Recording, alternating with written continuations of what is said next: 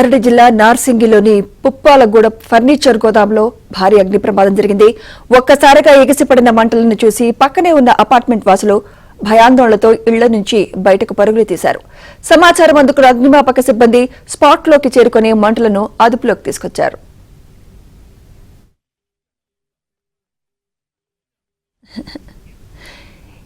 ఇదే అంశంపై మరింత సమాచారం మా ప్రతినిధి శశి అందిస్తారు. పోలీస్ స్టేషన్ పరిధిలో అగ్ని ప్రమాదం సంభవించింది. నార్సింగి పోలీస్ స్టేషన్ లిమిట్స్లోని పుప్పాలగూడలోని ఒక ఫర్నిచర్ గోదాంలో ఈ అగ్ని ప్రమాదం సంభవించింది. ముందుగా చిన్నగా మొదలైనటువంటి మంటలు క్షణకాలంలో మొత్తం గోడౌన్ మొత్తం వ్యాపించాయంటూ కూడా చెప్పుకోవచ్చు.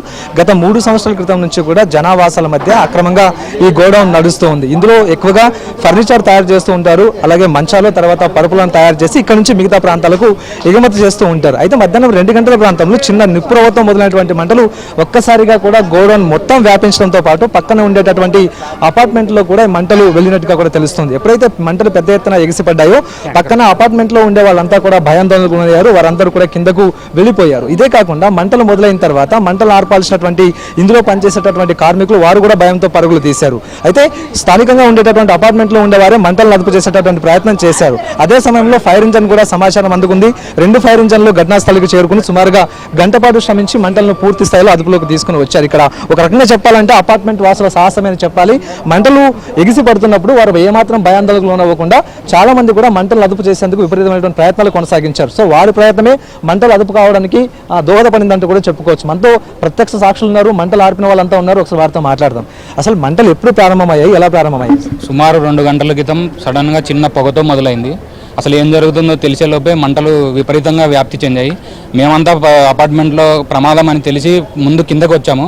కిందకు వచ్చిన తర్వాత మాకు చేతనైన రీతిలో మేము బకెట్లతోటి వాటర్ పోసి మాకు చేతనైనంత వరకు అదుపు చేయడానికి ప్రయత్నం చేశాము. అట్ ద సేమ్ టైం ప్యారలల్గా మేము ఫైర్ ఇంజిన్కి కానీ పోలీసుల వారికి కానీ ఇన్ఫామ్ చేయడం జరిగింది. ఈలోపే అది దాదాపు 5వ ఫ్లోర్ వరకు కూడా మంటలు ఎగిసిన పరిస్థితి ఉండింది. సో మా చిన్నపిల్లలు ఆడవాళ్ళు ఎవరు తేడా లేకుండా అందరం కలిసి శ్రమించి దాదాపు అందరం కలిసి ఈ మంటలను అదుపు చేయడానికి ప్రయత్నం చేశాం.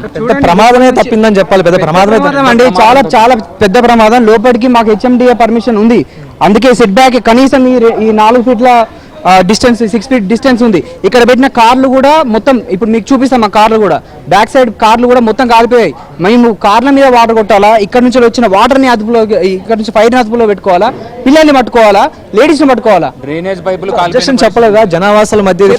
చాలా సార్లు అబ్జెక్షన్ చెప్పాము. మేము మున్సిపల్ ఆఫీస్ లో పర్మిషన్ గురించి ఎట్లా ఇచ్చారని చెప్పేసి కనుక్కోవడానికి ఇచ్చాము. నైట్ ఎయిర్ గన్స్ తోటి వాళ్ళు వర్క్ చేస్తూ ఉంటారు. ఇక్కడ ఒక ఎయిర్ గన్ తోటి ఒక స్టాప్ వేసారంటే అది 5th ఫ్లోర్ వరకు వినిపిస్తుంది. ప్రస్తుతం వెహికల్స్ డ్యామేజ్ కానీ లేకపోతే ఎవరికైనా డ్యామేజ్ చాలా సివియర్ గా జరిగిందండి. ఇప్పుడు ఉన్న మాకు హై టెన్షన్ వైర్కి మేము కొనేటప్పుడు ఏంటంటే 20 ఫీట్ల డిస్టెన్స్ ఉందా లేదా చూసుకొని కొన్నాం. ఆ 20 ఫీట్ల ఖాళీ స్థలాన్ని దీనికి పెట్టి ఇప్పుడు మాకు ముప్పు తీసిన ఇల్లు.